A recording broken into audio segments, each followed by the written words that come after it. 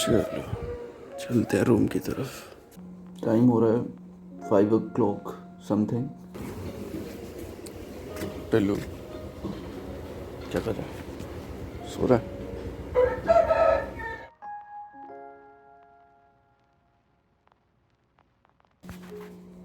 Good morning guys. Time हो रहा है 5 o'clock समथिंग। मेरी आँख तो वैसे 4:30 बजे खुल गई थी, लेकिन मैं यूज़ टू नहीं हूँ अर्ली मॉर्निंग रूटीन को लेके, तो इस वजह से मैंने आधा घंटा थोड़ा बेड में ही रहा। ठंड बहुत हो रही है सुबह सुबह। चलो फिर अपना स्टडी सेशन स्टार्ट करते हैं। तो ये लो, मेरे दिन की स्टार्टिंग ही मेरे बैकलॉग से हो गई। बट ऐसे बैकलॉग्स को पूरा करने में मुझे बड़ा मजा आता है। Okay, so many of you जो मेरे साथ पहले से हैं उनको पता है मैं सुबह जल्दी उठकर पढ़ना बिल्कुल भी प्रेफर नहीं करता हूँ।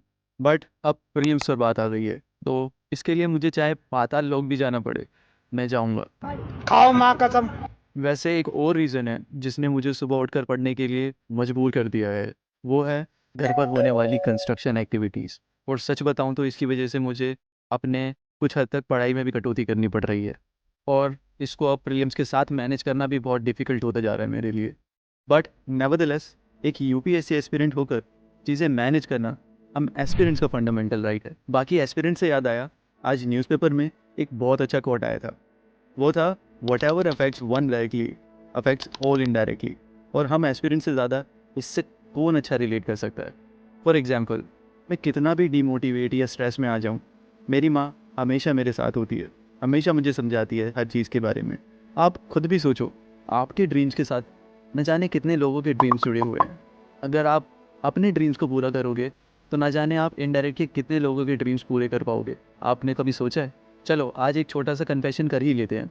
आप सब कमेंट बॉक्स में लिखो कि आप हर हाल में अपने अपने ड्रीम्स को अचीव करोगे, चाहे उसके लिए आपको कितनी ही मेहनत क्यों ना करनी पड़ जाए। बाकी let's come to the vlog. So चाय नाश्ता डन करने के बाद मैं फिर बैठ गया अपनी चेयर पर, और इस सेशन को मैं जितना प्रोडक्टिव बना सकूं मेरे लिए उतना कम है, क्योंकि इसके बाद मुझे खुद नहीं पता कि मैं फिर दोबारा चेयर पर बैठ पाऊंगा पढ़ने के लिए या नहीं, क्योंकि घर पे से कभी भी बुलावा आ सकता है काम के लिए। एंड अगेन हम यहाँ से स्टार्ट करेंगे लक्ष्मीकांत। और एक अंदर की बात बताऊँ, अब लक्ष्मीकांत को रिवाइज करने का एक फ्लो सा बन गया है। And on the same note, बोरियत भी बहुत फील होती है। एंड टू बी ऑनेस्ट, मैंने सोचा था कि ऑनलाइन लेक्चर्स के थ्रू लक्ष्मीकांत को रिवाइज करूँगा तो इसको इंटरेस्टिंग थोड़ा तो मैं बना पाऊँगा, लेकिन अब वो जो आइडिया था मेरा, वो भी मुझे फेड होता दिखाई दे रहा है। बट मैं हार तो नहीं मानूंगा डेफिनेटली, एंड हर हाल में इस लक्ष्मीकांत को तो कवर करके ही रहूँगा। बट इस सेशन के होते ही जिसका डर था वो ही हुआ।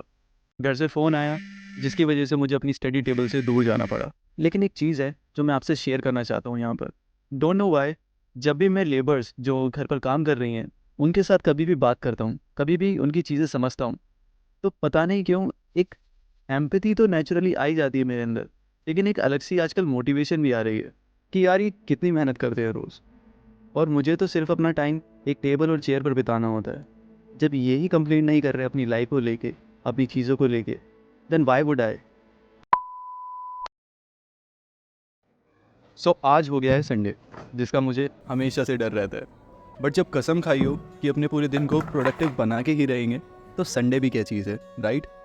तो अब मैं शोर को कम करने के लिए एक सूदिंग सा म्यूजिक लगाकर बैठ गया अपने स्टडी स्लॉट्स को पूरा करने में, और जिसकी स्टार्टिंग एज ऑलवेज न्यूज़पेपर से होती है। एंड इस न्यूज़पेपर को कवर करने के बाद मैं लगाऊंगा आज एक बड़ा सा स्लॉट क्वांट के लिए, क्योंकि कल मेरी क्वांट बहुत फीकी रह गई थी। तो आज इसमें बहुत मीठा, मिर्ची मसाला सब डालेंगे और आज इसको पूरा प्रोडक्टिव बनाएंगे। तो मैं मिलता हूँ इन दोनों स्लॉट को ख़त्म करने के बाद सीधा इवनिंग में।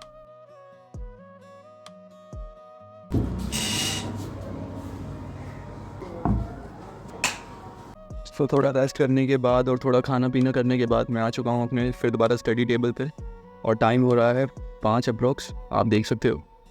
तो अब अपना स्टडी सेशन स्टार्ट करते हैं विद पॉलिटी। एंड इसको आज मैं रिवाइज़ करने वाला हूँ, और जो जो चैप्टर्स मैं रिवाइज़ करने वाला हूँ, जो मैंने टारगेट रखा है, वो आपको स्क्रीन पे शो हो रहे होंगे।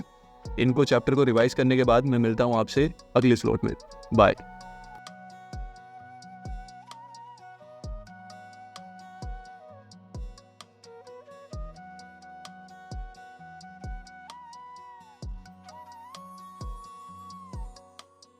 तो भूख के चलते मैंने 7:30 पर अपना सेशन कंप्लीट किया और सीधा गया घर पर। और घर पर जाते ही मेरी एक और रिस्पॉन्सिबिलिटी बहुत बेसब्री से इंतज़ार कर रही थी, वो थी कैंडी। आई नो बहुत लोगों को लगेगा कि ये क्या रिस्पॉन्सिबिलिटी है, लेकिन बिलीव मी, एक डॉगी को या एक पैट को पालना ना एक बच्चे के पालने के बराबर है। सो भैया को एक हफ्ते के लिए आउट ऑफ टाउन ट्रैवल करना पड़ रहा है, तो इसकी रिस्पॉन्सिबिलिटी सारी मेरे पास आ चुकी है। तो देखते हैं मैं इन रिस्पॉन्सिबिलिटीज़ को संभाल भी पाऊँगा या नहीं।